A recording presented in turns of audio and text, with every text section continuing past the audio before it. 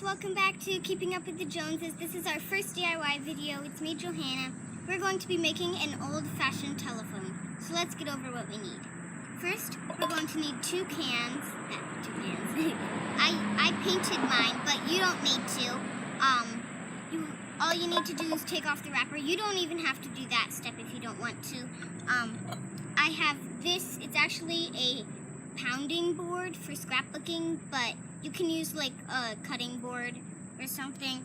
And then we have a nail to punch the hole.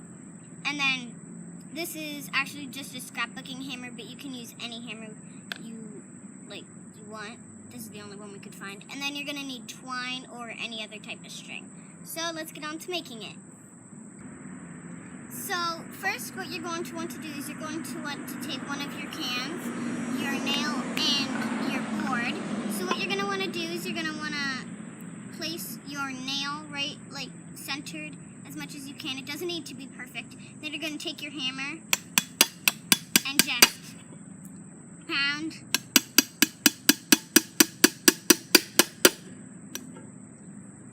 I think it's in there, but I think I need to make a little bit of a bigger hole, but this is what it looks like. So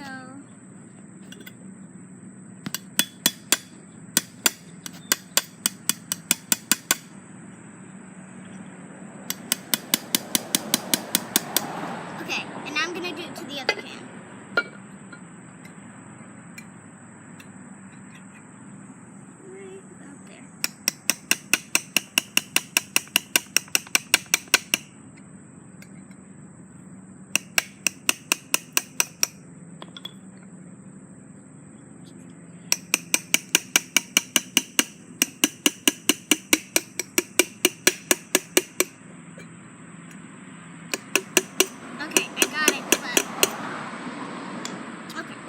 So I got both of my holes, and so let's get on to the next step.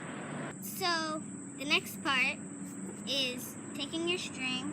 I've already done it in this can, but all you have to do is just take it, put it through it, and then pull it out. You could, at this stage, you're going to knot it, but after you're done knotting, you could put a button on it, but since mine's a little bit of a thicker twine, you don't need it. But you can do up to you can do like 2 knots to 3 knots, but it really depends on how thick your string is. So I'm actually doing 4 knots just to make it super tight, and then just make sure that it doesn't pull through. Now let's try how it works.